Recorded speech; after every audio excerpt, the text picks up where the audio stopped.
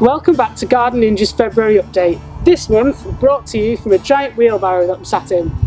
Now I got given this for my birthday this month and I thought I'd start the clip by sitting in it whilst it's nice and clean.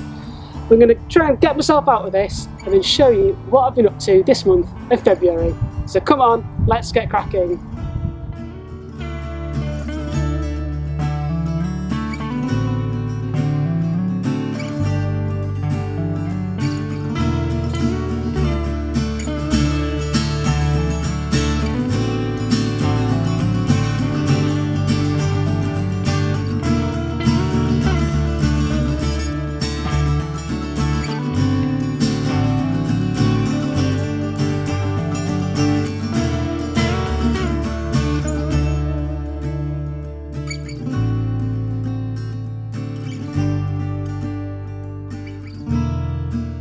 So another really exciting thing that I've been up to recently is tree grafting.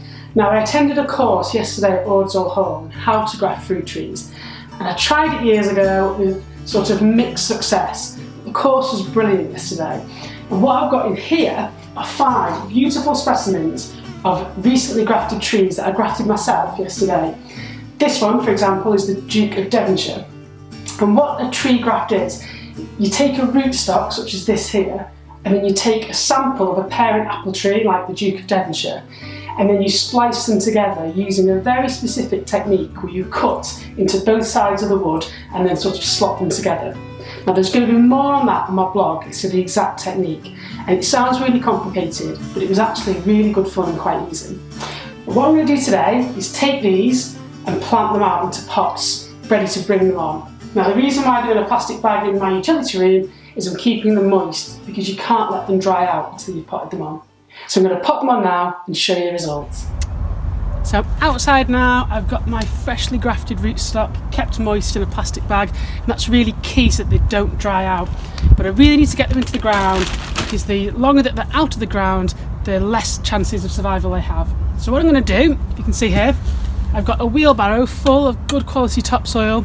I'm going to mix that 50-50 with some homemade beautiful compost that I've got from last year. So I'm going to mix that together. The compost isn't really there for nutrients, it's there to retain moisture.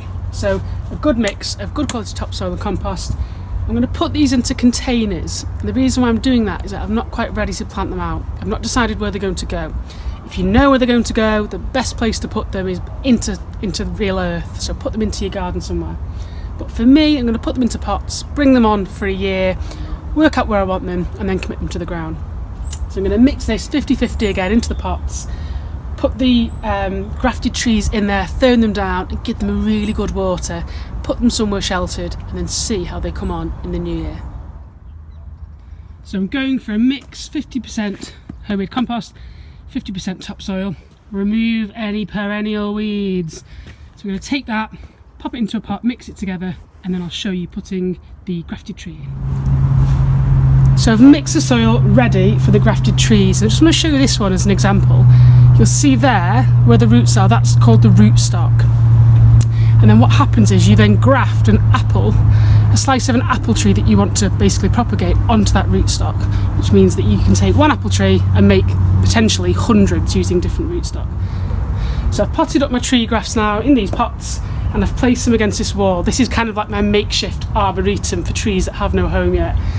Ignore all the weeds, this was a bit of a wild meadow look last year that I've still not got around to cleaning up. But it's a perfect position for things that need shelter, especially potted plants and new trees like these. So this wall keeps the wind away, it's warmer than the rest of the exposed garden, and it means that I can keep my eyes on these and make sure that they take. So I'm going to give them a really good drink now. Doesn't matter whether it's raining, pouring, or the ground is wet. If you're planting new trees, bare roots, grafts, bare root herbaceous perennials, you always need to give them a water because that's what kick-starts them. They imbibe the water through the roots and it really gets them going. So if you don't do that, they can still dry out and die. So I'm going to give these a really good water, and then I'm absolutely knackered, so I'm going to go back inside. So February has turned out to be an incredibly productive month. I've grafted some really interesting heritage apple varieties onto rootstock, which hopefully will take, and we can chart the progress in this year and beyond.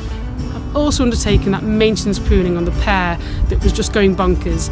I got no fruit, loads of leafy growth, and it really needed some TLC. So hopefully this year we'll start to see that take shape. And then there's been the Chelsea work. All the designs are finished, the plants are ordered, and are pretty much good to go. So now it's just that slow build up to show week, and hopefully, fingers crossed, it all works out. But anyway, there'll be more of that in the months to come on my Garden Ninja channel here on YouTube. So if you've liked this video, why not subscribe to my YouTube channel where you can watch plenty more garden design, how-to hints and tips. I've been Garden Ninja, happy gardening, and check back soon.